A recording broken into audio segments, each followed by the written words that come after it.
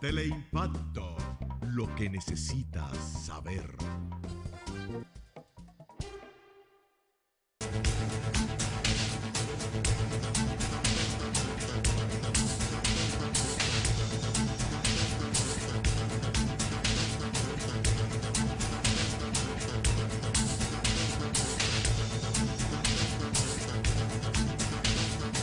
Saludos amigos televidentes, como anunció ayer Luis Encarnación Pimentel, nuestro amigo, le está cumpliendo otro compromiso preparándose para su gira europea. Aquí estamos junto al general Félix Martínez. Félix Paniagua. Félix Paniagua, no sé cómo le quise poner Martínez, pues no sé por qué. ¿Ya se acordó de Ralph? No, estaba con un general apellido Martínez ahorita, me quedó en el disco duro. Bueno, hay anuncios de lluvia, vuelve otra vaguada. Ayer se rompió un muro en Arenoso y la zona del Bajo Yuna, Villarriba y todo eso están anegadas, una situación difícil por ahí. Hay por varias provincias en alerta, diferentes tipos de alerta, y se les recomienda a las personas que oigan los anuncios del COE, que está haciendo un gran trabajo con mucha entrega, mucha responsabilidad y mucha racionalidad. Evidentemente que la situación es difícil para la gente cuyas casas están anegadas y amenazan con seguir anegadas porque las lluvias van a continuar. Pero bueno, lo mejor es que nos preparemos para eso. General, bienvenido a Epopeyas y Próceres, que hoy la tenemos dedicada enteramente el programa a su sección. No, claro, se lo agradezco y además que don Luis le vaya bien, porque ahora mismo me he convertido yo en contertulio y su analista, cosa que me da para mí una gran oportunidad, puede practicar lo que se llama las comunicaciones sociales. Sí, así es. Sí. Ayer estuvimos por Asua, por cierto, dando una conferencia que nos invitó la gobernadora de allí, y era sobre la participación de muchos asuanos en la Guerra de Abril. Hoy, bueno, estamos conmemorando los sucesos de abril. Hoy fue un día decisivo. En el 1965 fue el día en que un embajador norteamericano torpe, sin nada de tacto, manejó la situación para hacerla más difícil todavía. No, claro, con el informe que hace Tapley Bennett, que era embajador, que le informa a su gobierno, era como que ya Fidel Castro estuvo aquí. Y un día como hoy es que se da ese combate. Otros lo han magnificado, dicen una parte, otros dicen que no, que ha caído más tinta que sangre, pero la realidad es que el combate del puente fue un día como hoy, en horas de la tarde, después del mediodía, que es donde las tropas de San Isidro, la de la Fuerza Aérea, que venían comandadas por el comando de la Fuerza Aérea, y unida a la centro de enseñanza que venían por Bochán Javier. Bochán Javier, el general Bochán. Sí, donde le hieren a Bochán, le rompen la pierna, que después le dejó consecuencias. Y entonces fue un primer ataque que nosotros tenemos de armas combinadas. Sí. Que dicho sea de paso, me dicen que en esa batalla fue que Ramiro recibió el tiro en el ojo. Con el general Ramiro Matos, según él me ha explicado, persona que me une un vínculo amistoso, incluso el otro jueves estaba en una conferencia, en un diplomado que nosotros tenemos, de la Fundación Epopeyas y Próceres. El general Ramiro no le dan el balazo en pleno fragor de la batalla, sino en la consolidación. Ya los norteamericanos estaban aquí. O sea que Ramiro el 28. Que recibe el balazo. Sí, entonces ellos estaban haciendo la consolidación porque la gente del centro de enseñanza, el CEFA y la Fuerza Aérea dicen que ellos pasaron a la parte oriental, de la parte oriental a la parte occidental. Sí. O sea que no es un secreto para nadie ni lo ha desmentido, pero tuvieron que devolverse. O sea que no consolidaron en el éxito y eso le permite que el grupo constitucionalista entiende que ganó la batalla porque ellos se retiraron. Ahora, lo que sí sucedió y los informes que yo tengo por expertos, analistas, es que ellos dicen que la situación que se generó, aquellas presiones de multitudes, provocó una reacción en cadena de muchos funcionarios del Departamento de Estado que habían visto que sus compañeros, que compañeros suyos, habían perdido el trabajo porque no supieron prever lo de Cuba.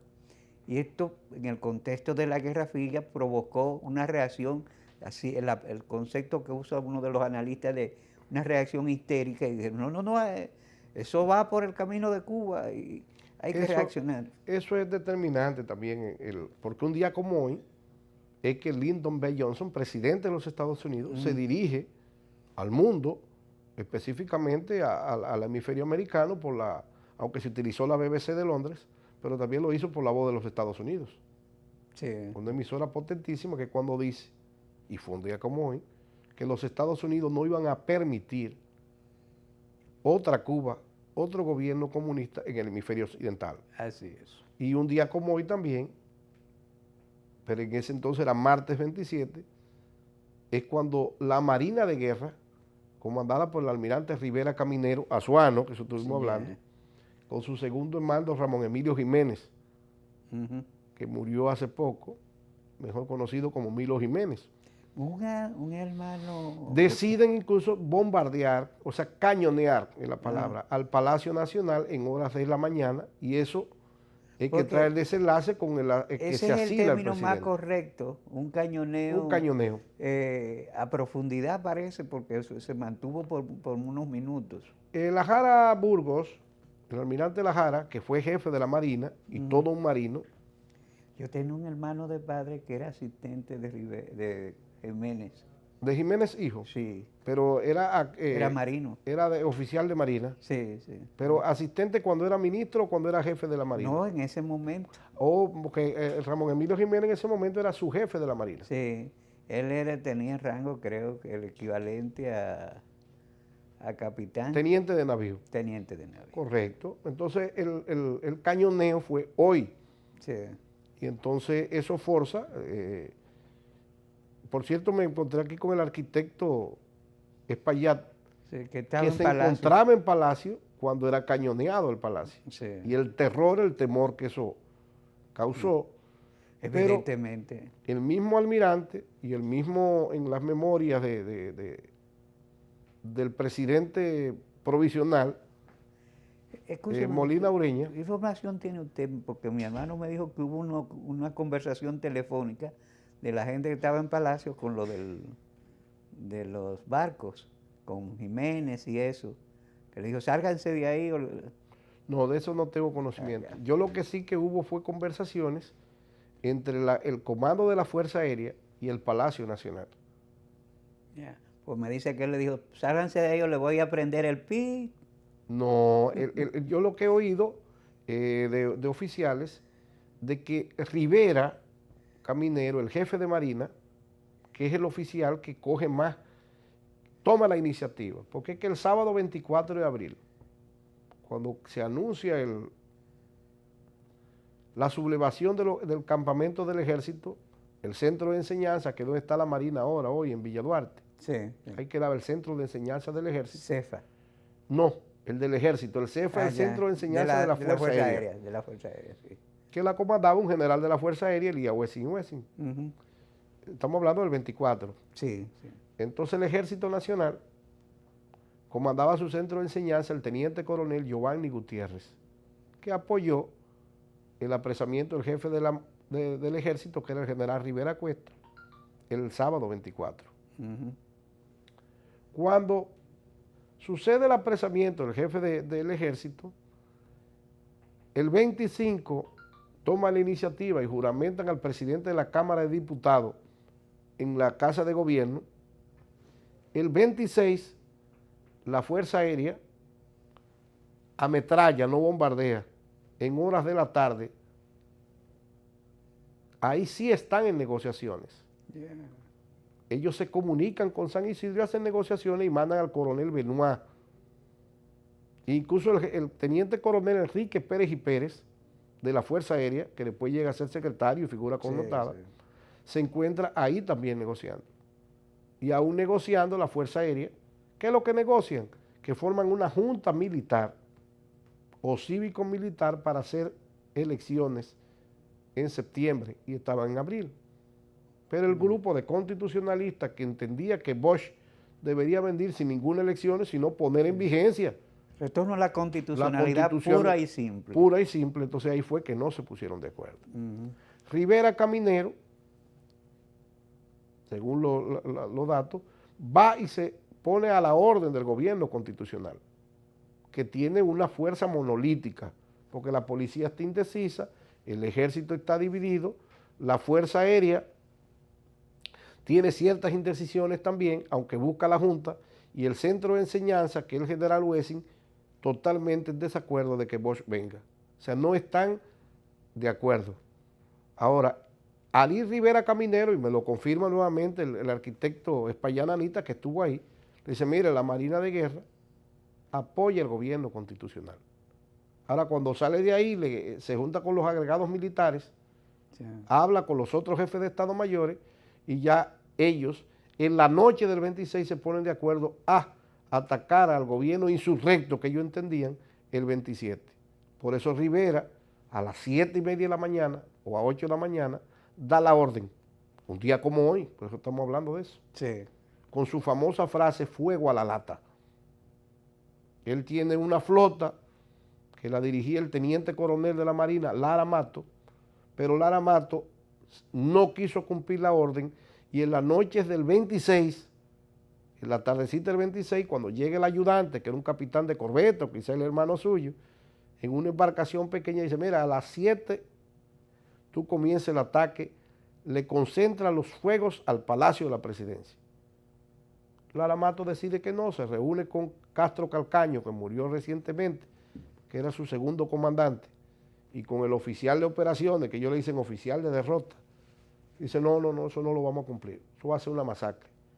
Y lo que hace es que se monte la fragata, donde él estaba su puesto de comando, y arranca para Puerto Rico, y en horas de la madrugada, la noche entera caminando, ya está llegando a Mayagüez, y se asila allí. Yeah. Por eso cuando Rivera lo llama, ¿qué hubo? Fuego a la lata. Dice, no, yo no estoy allá, no, yo estoy llegando a Mayagüez, y le dice 2 o 3 cosas.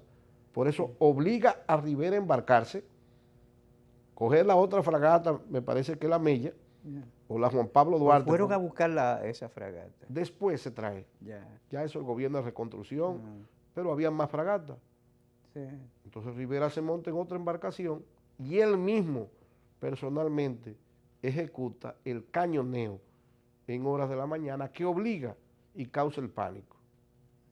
Volviendo al arquitecto Espaillat. Que en ese momento es que abandonan el palacio. Entonces. Abandonan el palacio. Entonces hay ciertas contradicciones que otros dicen que fue Molina Ureña, otros dicen que fue el mismo Camaño que dice, mira, vámonos para la embajada, y obliga, o sea, ahí viene la contradicción de que Camaño que sugiere que se vayan a la embajada, otros dicen que no.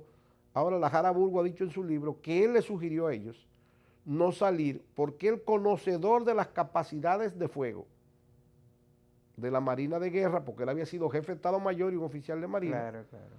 Esos barcos ni tenían la efectividad, ni a esa distancia iban a dar en el blanco, ni iban a causar nada, ni tenían capacidad a hacer más de 20 cañonazos. O sea que eso... Era más bien efecto de demostración. Exactamente. Y de rechazo. Sí, claro. Y de ahí es que dejan el Palacio Nacional y entonces se van a la embajada. Dado que la Marina no tenía ese potencial y las fragatas estaban surtas ahí frente a la costa, ¿no sabe usted si se diseñaron planes de desembarco de tropas de la Marina? La Marina no tenía lo que se llama un apoyo de infantes de Marina. Ya. No. Ellos sí tenían un cuerpo de comando que estaba desintegrado ya. Bueno, los hombres ranas eran los ranas. Sí, estaba. Pero los ranas eran 15 o 20 hombres que eran cuerpos de buzo y no tenían una capacidad, aunque militar, pero la capacidad en número de ocupar una capital, 20 hombres. No.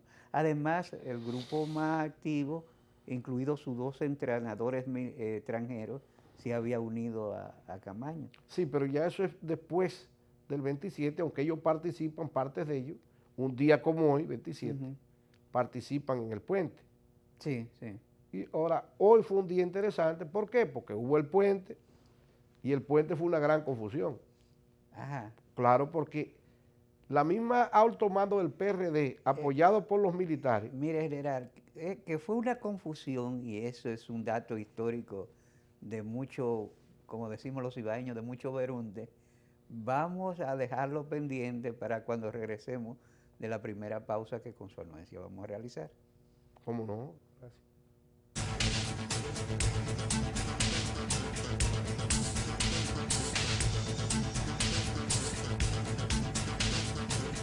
¿Por qué es importante el crecimiento económico?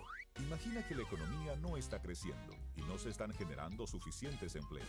A tu hija, que se acaba de graduar de la universidad después de tanto esfuerzo, se le dificulta encontrar un buen empleo y tú estás en riesgo de perder el tuyo. Ante la falta de crecimiento económico, las empresas están cerrando y nadie está dispuesto a invertir.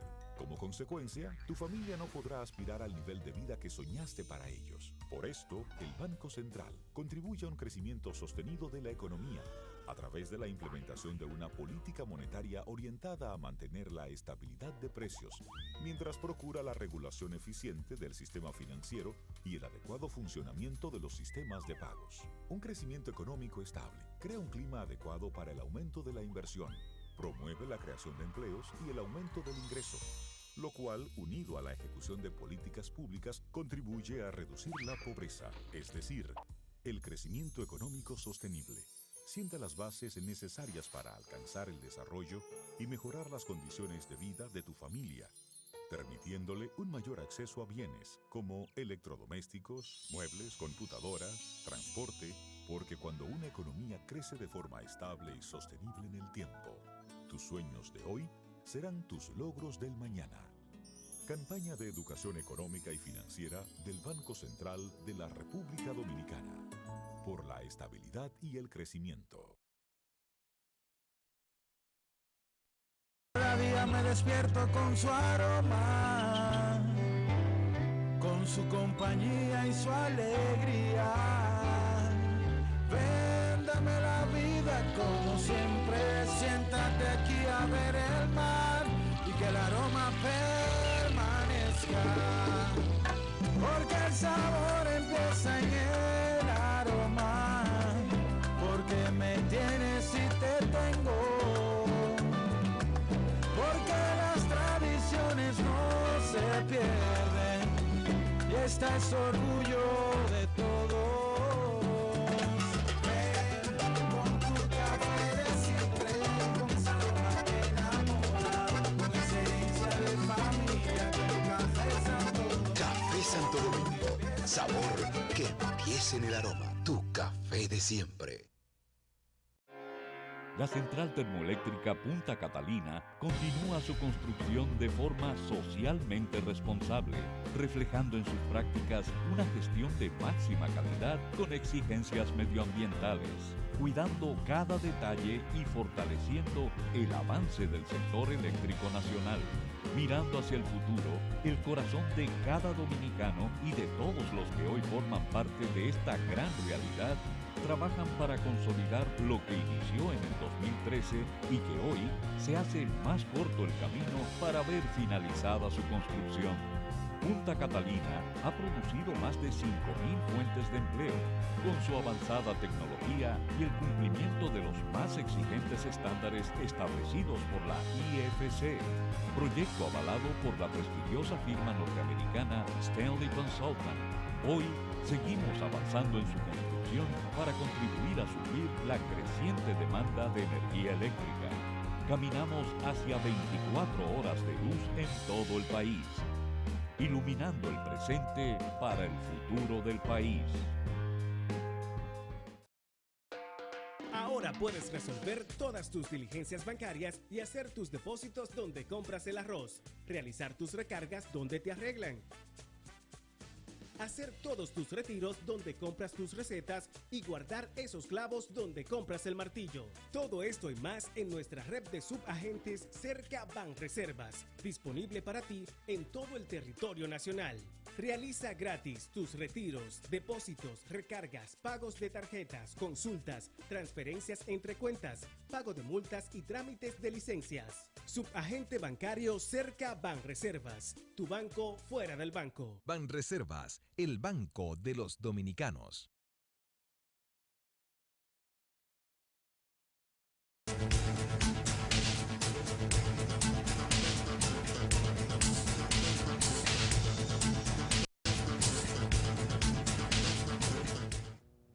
Bueno, tenemos las imágenes preparadas. Yo espero que los muchachos estén para cuando el general la pide.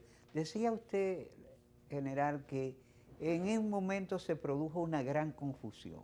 Sí, la prensa se manejó, nos referimos al combate del 27 en la tarde. Sí, 27 en la tarde.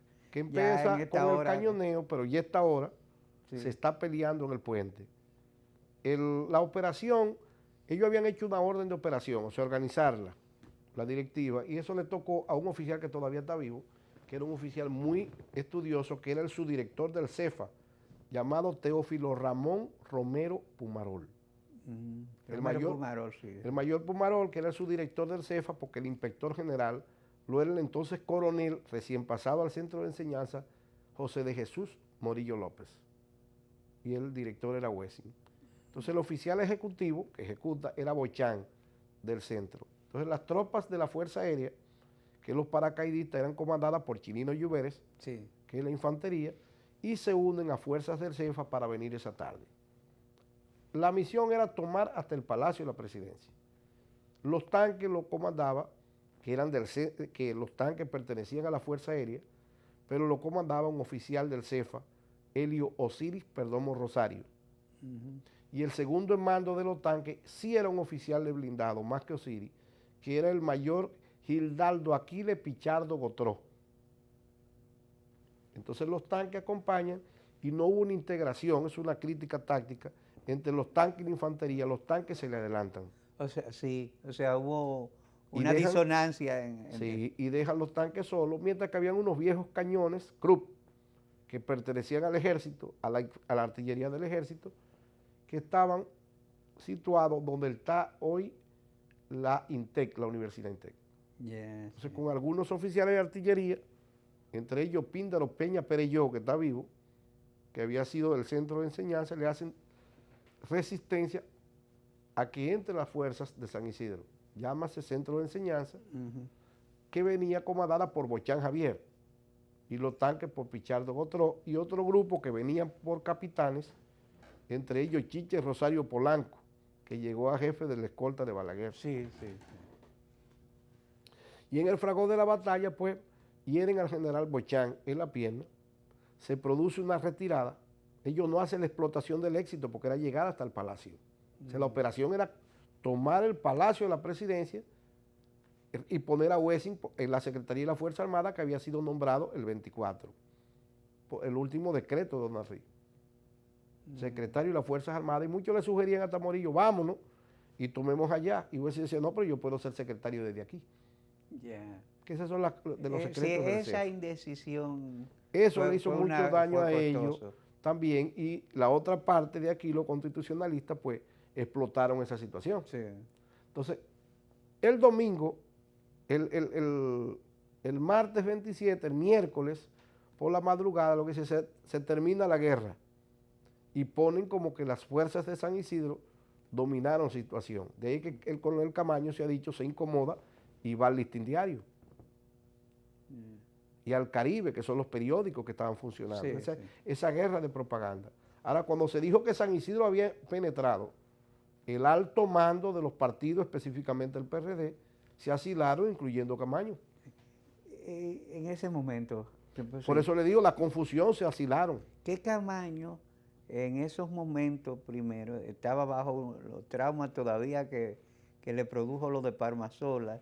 Estaba afectado, estaba medicado, es lo que se ha sostenido. O aún no estaba, hubo una gran confusión. Ahora, cuando los del CEFA creen que esto ganaron, que toman la capital, no avanzan, y entonces, como usted dice, viene la histeria, la embajada norteamericana anuncia fuerzas militares leales, no consolidan posición, pierden el control, y de ahí es que habla en la noche el presidente Lyndon B. Johnson, porque influye también la figura de McNamara, que era el ministro de la Defensa. Un joven muy culto, muy preparado, que fue el creador de la doctrina de la contención, y es un analista brillante.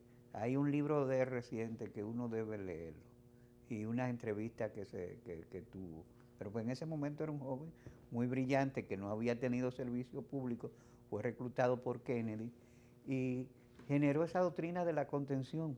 Y bajo el amparo de la doctrina de la contención es que se reacciona. Sí, entonces ahí es que Lyndon B. Johnson dice, por eso un día como hoy es tan interesante, como usted dice, sí, producto de la batalla del puente. Yo he hablado con oficiales que dicen que ahí no hubo batalla, que hubo un combate, que más que una escaramuza. Pero el grupo constitucionalista dice que sí, que hubo batalla. Bueno, y que se le calcula más de 500 muertos. Sí, sí. Eso es una gran confusión. Ahora, de que el acto, la magnitud, hay la confusión, pero de que se dio el acto, se dio. Hay un relato de este señor que fue imputado como asesino de la Mirabal, que era del servicio secreto, Dios mío, el de la canita. ¿Qué dice él? ¿Él estuvo ahí?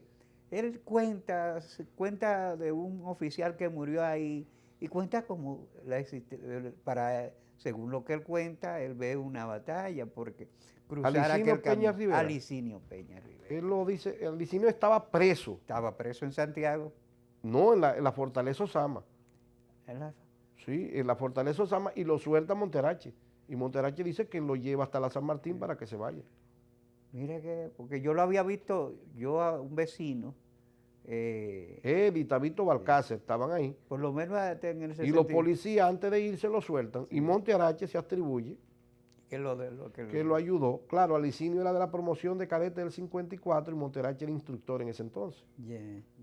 Porque yo recuerdo haberlo visto preso en el 64, allá en la San Luis, cuando un vecino nuestro, yo era un niño, había tenido un problema, había matado a una persona. Y fuimos a visitarlo y Alicinio estaba preso y mucha gente estaba hablando con él. ¿Y qué dice Alicinio más o menos sobre eso? Una historia un poco novelada de un oficial que como sugiere que era amigo, que en ese momento se va con la fuerza, con los grupos regulares que están tomando posiciones y resistiendo en la cabeza del puente, y atraviesa un tanque supuestamente y muere en el combate. Que yo sepa, hay oficial del ejército regular que no estaba depuesto en la capital y estaba de permiso y se unió a las fuerzas constitucionalistas de Santiago y lo matan ahí, que es el teniente Guanchi Bisonó, que su otro hermano era teniente de la policía y después lo matan en Navarrete. Voy a chequear en algo muy, que eran dos hermanos. Ese sí. Ahora, lo interesante es ese combate del puente trae tantas confusiones que el alto mando del PRD se asila, incluyendo Peña Gómez. Y entonces cuando amanece, dice, no, pero ellos se devolvieron, ellos pasaron, que es el 28, entonces las fuerzas del CEFA se quedan en la parte occidental, o sea, no consolidan la parte occidental, sino que se van al oriental. Se le olvida a usted, obvia a usted, no voy a decir que le olvida, pero no es el caso, que hasta ese momento la bisoña izquierda dominicana no había tomado parte en el conflicto, bajo el alegato que eso era la reyerta de la burguesía liberal, donde la clase obrera y los grupos progresistas tenían asunto que ver. Eso es cierto, incluso el Partido Comunista entendía que era una revolución de los trujillistas. Sí, eso es cierto, y ellos ingresan ya después del día 4 cuando juramentan a Camaño. Ni el MPD, ni el 14 de junio. No, ahora el 14 de junio y el 14 de junio es el primero en integrarse. Sí, ahora ellos fueron, muchos de 14 de junio, pues de manera disuelta, estuvieron en el puente. Eso es lo que, porque eso me lo contó un dirigente importante del 14 de junio de Nueva York, que ellos estaban analizando la cosa en un apartamento del Conde, cuando empiezan los tiroteos y ellos bajan, y entonces ahí alguien, no sé quién, dice que le dijo que si querían pelear, y se armaron y cogieron para el puente también. Ahora el 27 es muy determinante, por eso el 28, ya al dar la orden el 27, que ya estaba dada, porque aquí hay una gran confusión en lo que respecta a la operación Power Pack, paquete de fuerza. Sí. Esa operación ya se había hecho, el plan de operaciones, la planificación en el 1961. Calculando eventualidades. Sí, incluso uno de los que preparó, McLean, que fue candidato a la presidencia, que creo que es senador, que era un almirante, era de los que pertenecía al Overcommand de los Estados Unidos y es de los que prepara. Y esa operación primero le llamaban pico de águila y después le ponen paquete de fuerza. O sea que los Estados Unidos, dentro de sus planes estratégicos para el Caribe, con la desaparición física de Trujillo, la inestabilidad que se da en Santo Domingo, ya ellos tenían el plan que era hacerlo una orden de operación, pero el plan de operación existía. Sí, o sea que por eso fue tan rápido. Esa era una reacción a que ellos tenían información de que se estaba gestando desde La Habana, sobre todo, la OLAS, que es la Organización Latinoamericana de Solidaridad. Para expandir el proceso revolucionario para todo el Caribe. Sí. Ya en ese momento se habían creado las FARC venezolanas. No, y en Argentina. Sí. Los montoneros, si mal no recuerdo. Sí. Entonces, Estados Unidos tiene eso. Por eso el 28, ya en horas del mediodía, ellos comienzan a desembarcar tropas por Playa Colorada, en el kilómetro 13, la carretera Sánchez, donde hacían los helados buenos, en Manresa. En Manresa, sí. Con la experiencia donde yo había desembarcado 80 años antes. En el 16, del 16 al 65, casi 80 años. Sí. Vamos a hacer la otra pausa general. ¿Cómo no? Y regresamos en breve.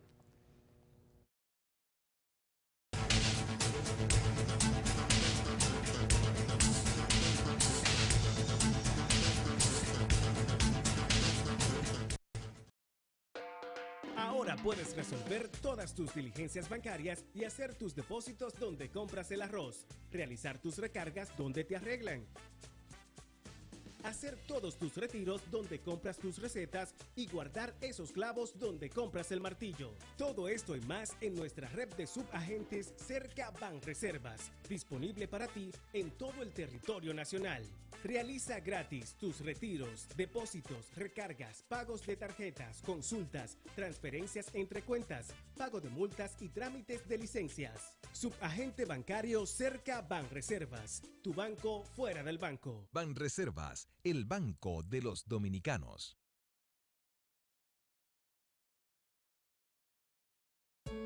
¿Cuál es tu historia? Yo soy hijo de la agricultura y siento amor por sembrar una mata.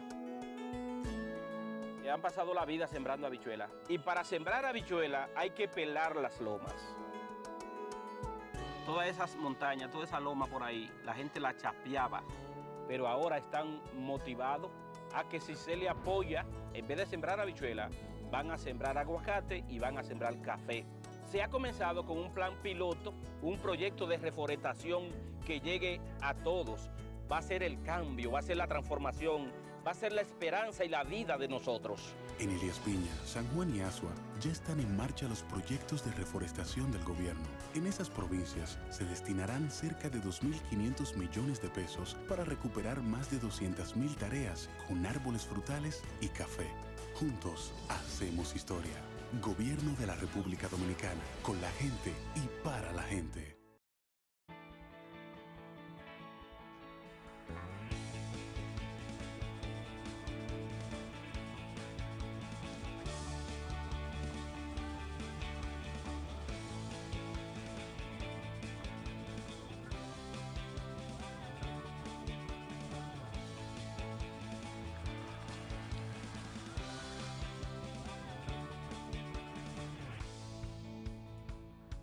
Dale millas a tu vida. Ahora también cambia tus millas para pagar tu tarjeta de crédito y los impuestos de boletos aéreos. Entra a popularenlinea.com y descubre todo lo que puedes hacer con ellas. Popular, a tu lado siempre.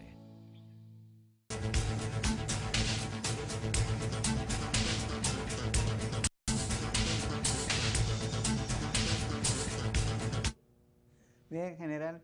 Seguimos conversando sobre el tema importante, el conflicto de abril. El general está exponiendo una perspectiva novedosa de las estructuras de mando en las fuerzas que se opusieron al retorno de la constitucionalidad y que eran apegadas a otros planes alternativos Pues los norteamericanos no estaban interesados en que Bosch regresara al gobierno. No.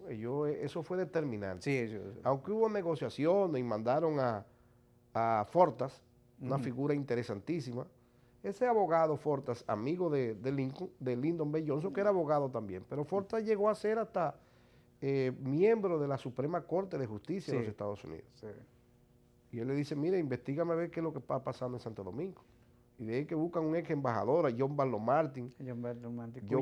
Cuya memoria dice que había que descartar todo regreso de Bosch. Y así fue. Entonces Fortas es que fulmina a Bosch, dice eso va a encender más la situación, y de ahí es que sale la figura de Joaquín Balaguer. Que dicho sea de paso, John Barton Marte refiere que le habían dicho que Camaño estaba loco. Y dice él que cuando habla, dice, no, pues este hombre no está loco nada, este tipo está... No, él dice que no, que Camaño tenía liderazgo. Sí. Pero que era imposible traer a Bosch, que no iba a dar estabilidad. Además, Bosch fue un gobierno estigmatizado con el primer informe que hace Lyndon B. Johnson cuando viene a la toma de posesión de él. Sí. Ahora, la figura de Fortas, y repito, pueblo dominicano, Fortas, es que recomienda a Joaquín Balaguer, y ahí están las memorias de Lyndon B. Johnson cuando dicen, activen ese carajo.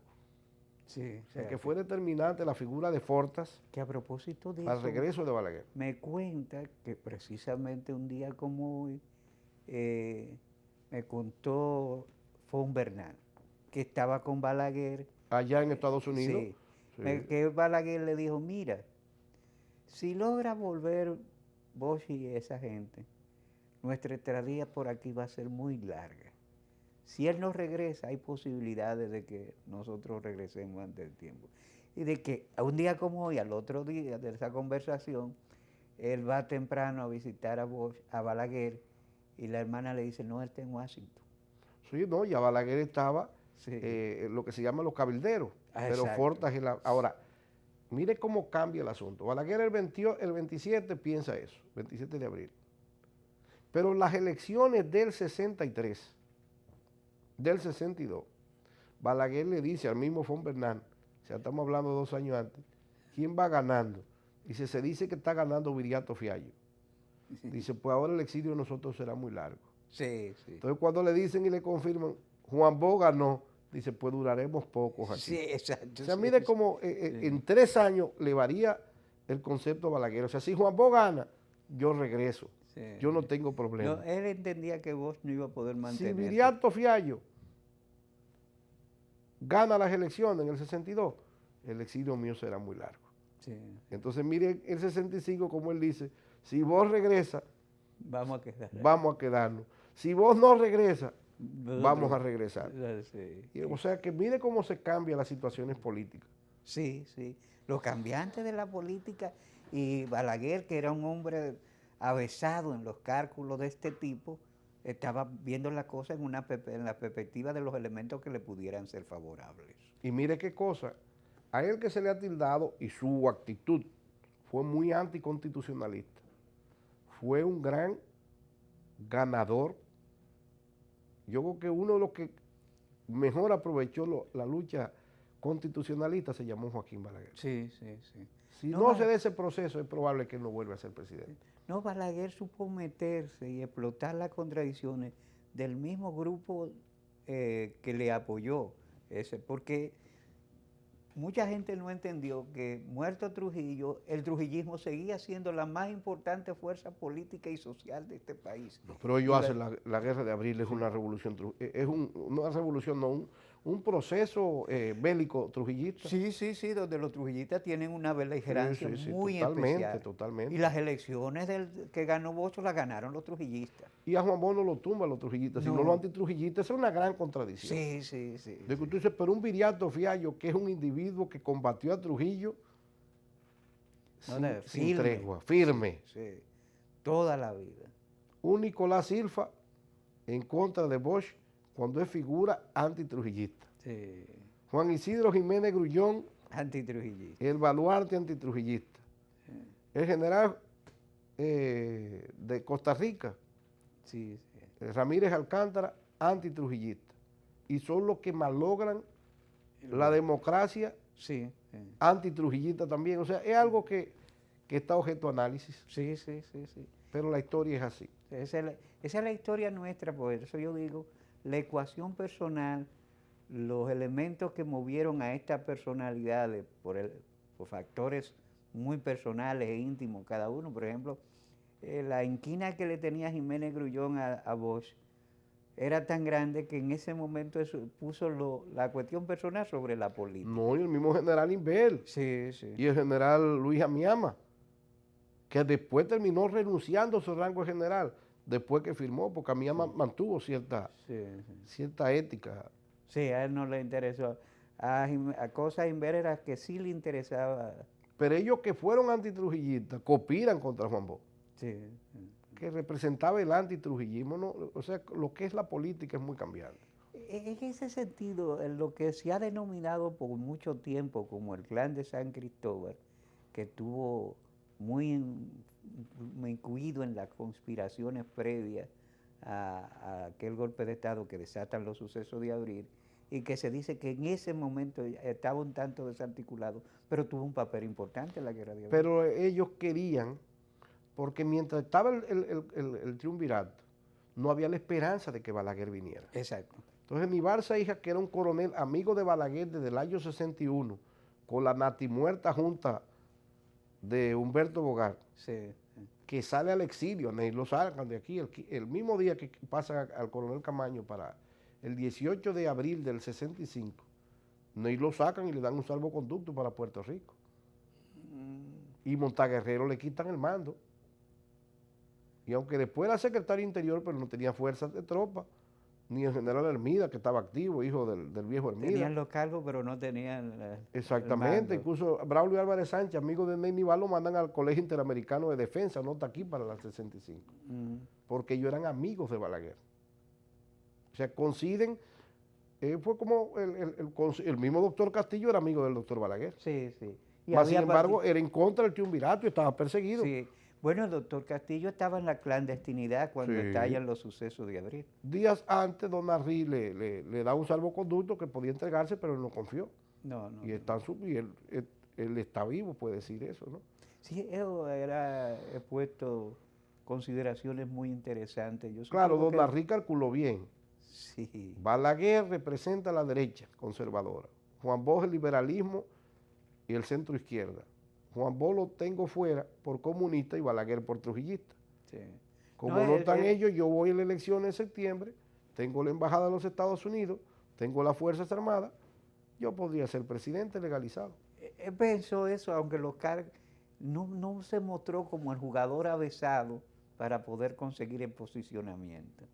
Se descalabró en los años de gobierno. No tenía base social. No tenía base social, tenía fuerza diplomático. Además, ese pacto de Río Piedra, Balaguer, el social cristiano, y Bosch, eso fue determinante cuando dicen las puertas se abren con la llave o con un hacha. Así. El pacto de Río Piedra fue un intento de reproducir a escala nuestra el acuerdo de punto fijo que había sido exitoso en Venezuela, construyendo la democracia en el 57, venezolana. Sí. Y que fue vital para la construcción de la democracia venezolana. Pero el pacto de punto fijo tuvo asiento en el mismo país. Exacto. Y tuvo el respaldo de las mismas Fuerzas Armadas. Es un elemento. Con el almirante Larrazaba. Sí, Larrazaba. En este caso no, es un plan subversivo. Y desde fuera del país. Y enfrenta a parte de las Fuerzas Armadas.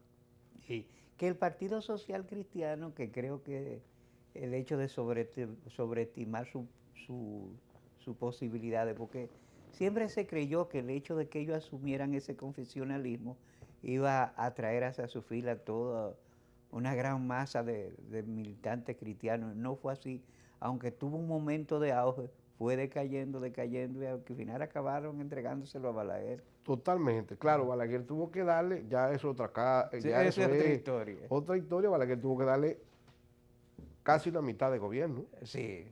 Porque Caíto Javier Castillo fue a parar al Banco de Reservas, el mismo don Mario Rivitini fue a parar a ser consultor jurídico, parte de los cívicos como don Arrí fue a parar a Relaciones Exteriores.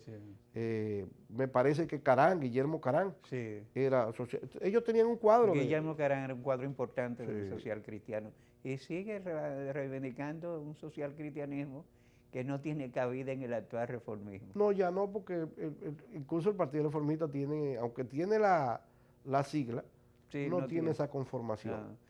General, se nos ha ido el tiempo con una conversación sumamente interesante y realmente usted tiene unos datos de una relevancia tal que yo le recomiendo que lo ponga negro sobre blanco. ¿Cómo no? Porque esas son cosas que se van dejando el olvido y a veces se pierden informaciones sumamente relevantes y se construye fantasmagoría que no es propia para una historia como la que usted y yo pretende, a la que usted y yo le rendimos culto. De todas maneras, yo tengo todo lo que le estoy hablando, lo tengo sustentado en escritura, para que quede para la posteridad. Así es. Amigos televidentes, muchas gracias por compartir con nosotros otra entrega de Sondeo. Nos vemos de nuevo mañana y esta conversación la pueden escuchar al filo y ver al filo de la medianoche.